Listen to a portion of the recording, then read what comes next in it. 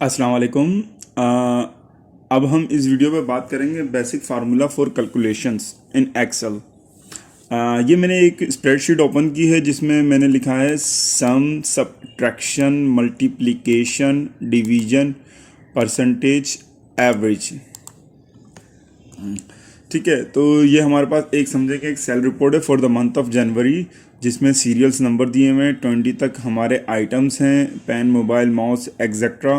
फिर उनकी प्राइस है, फिर उनकी डिस्काउंटेड प्राइस 10% है, फिर डिस्काउंट प्राइस क्या हो जाएगी 10% लगने के बाद, फिर उनकी क्वांटिटी है, फिर उनकी डिलीवरी चार्जेस हैं, फिर पर आइटम कॉस्ट क्या निकलेगी, फिर हमारा टोटल क्या होगा और उसका एवरेज क्या होगा।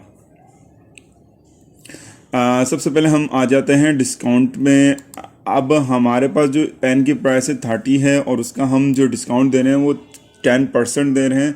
तो मैंने इक्वल टू का निशान लगाया है और 30 मल्टीप्लाई 10 ये कर दिया। अब इससे जब मैं इंटर करूँगा 10% तो ये 30 का 3 क्या आ गया, 10% डिस्काउंट आ गया। ये डिस्काउंटेड अमाउंट है जो परचेस करने पे मिलेगी आपको 30 पे 3%।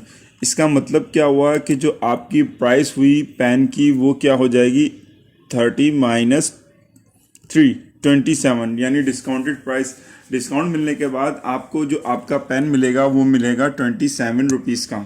ठीक है, अब देखें एक दो तरीका है एक्सेल में, या तो मैं इसको ड्रैग कर दूं। अगर मैं ड्रैग करूंगा तो होगा क्या, इस वक्त अनफॉर्चुनेटली सारा 3 ही दिखाएगा, और अगर मैं इसको भी ड्रैग करूंगा तो 27 ही दिखाएगा, ये चेंजेस नहीं आएगी क्योंकि इसमें जो है हमने नंबर सेलेक्ट किया है। अब देखें मेरे पास एक दूसरा ऑप्शन है कि अगर मैं डिस्काउंटेड यही 10% सब पे अप्लाई करना चाह रहा तो मैं सिंपल क्या कर लूँगा, इस 30 की जगह F2 मैंने प्रेस करा। F2 प्रेस करने के बाद मैंने इस 30 की जगह एड्रेस का सेल का एड्रेस मैंने लिख दिया यहाँ पे। जैसे मेरा सेल का एड्रेस क्या है, C, और ये है 3। तो ये देखें अब ये 3 आ गया। अच्छा, एक्सेल में 2 या 3 तरीके हैं। एक तो हम इसको यूँ ड्रैग भी कर सकते हैं, जहाँ तक नंबर है ये ड्रैग हो गया। अब इसने सबके ऊपर 10% डिस्काउंट अप्लाई कर दिया। क्यों? क्योंकि अभी हमने एड्रेस बार क्या हमने परसेंटेज दिया था, तो इसने क्या किया, ऑटोमेटिकली बिहाइंड हर उसका रो का एड्रेस बार चेंज करके उन सबका 10% यहाँ पे लिख दिया। एक तो ये तरीका था, मैं इसको ड्रैग कर सकता हूँ। दूसरा तरीका ये है कि मैं माउस यहाँ पे लेके जाऊँ, जब ये मेरा पॉजिटिव निशान ब्लैक हो जाए और मैं डबल क्लिक करूँ जस्ट, तो ये वहाँ तक के ये वैल्यूज़ दे जाएगा जहाँ तक कि इसको न्यूमेरिक वैल्यूज़ मिलेगी। उसके आगे ये नहीं लेके जाएगा, वहाँ तक ये स्टॉप हो जाएगा। जैसे यहाँ से इससे नीचे यहाँ पे वैल्यूज़ नहीं थी तो इसने यहाँ पे 4500 तक स्टॉप हो गया। ठीक है, अब वही डिस्काउंटेड प्राइस में भी हम यही कर लेंगे। क्या करेंगे कि हम इक्वल टू करके दोनों का सेल एक दूसरे से सब्ट्रैक्ट कर देंगे। सिंपल है, इक्वल टू का निशान लगाया हमने, उसके बाद सेल का एड्रेस दिया, फिर हमने माइनस का निशान नम की लॉक ओपन करने के बाद लगा दिया, फिर हमने उसके बाद सिंपल डी ये एड्रेस दे दिया। जब मैंने इसको एंटर करा तो ये 27 हो गया। इसी तरह मैंने इसके ऊपर डबल क्लिक कर दिया तो ये सारे इसने यहाँ से डिस्काउंटेड प्राइस बता दिए। ठीक है, अब हम आते हैं यहाँ पे पर आइटम कॉस्ट। पर आइटम कॉस्ट लाजमी बात है, जब भी हम किसी चीज़ की पर आइटम कॉस्ट निकालते हैं तो हमारे जब तक वो हमारे हैंड में नहीं आती उस वक्त तक उसकी पर आइटम कॉस्ट नहीं निकलती। अब देखें यहाँ पे एक तो डिस्काउंटेड प्राइस है, फिर प्लस क्वांटिटी है, फिर उसके बाद क्या है, डिलीवरी चार्जेस भी है।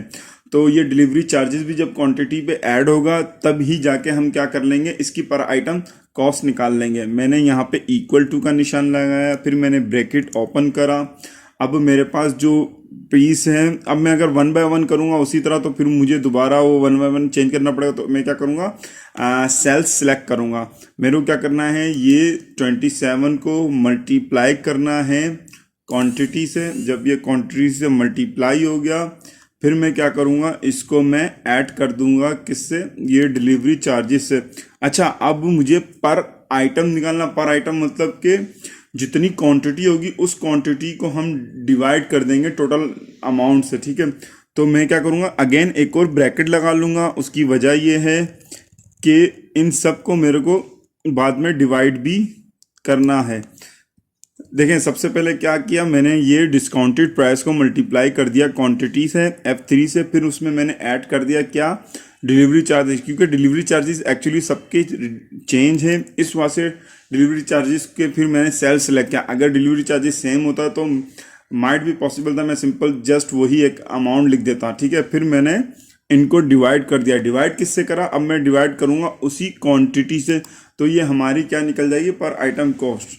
ये हमारी पर आइटम कॉस्ट आ गई 28 रुपीज़, यानी कि ये जो एक पेन है 10% उसका डिस्काउंट था 3 रुपीज़, और वो फिर डिस्काउंटेड प्राइस में पड़ा 27 रुपीज़। 200 क्वांटिटी मैंने उसकी परचेज़ करी और उसके डिलीवरी चार्जेस 200 थे। जब मैंने इन सबको निकाल के कैलकुलेट करा तो मेरा पर आइटम कॉस्ट मेरे को पड़ा 28 था। इसी तरह मैंने माउस को वहाँ लेके गया, वहाँ पे जाके ब्लैक जैसे ही ये पॉजिटिव निशान हुआ मैंने डबल क्लिक किया तो इसने सारी चीज़ों की मुझे पर आइटम कॉस्ट बता दी, ठीक है।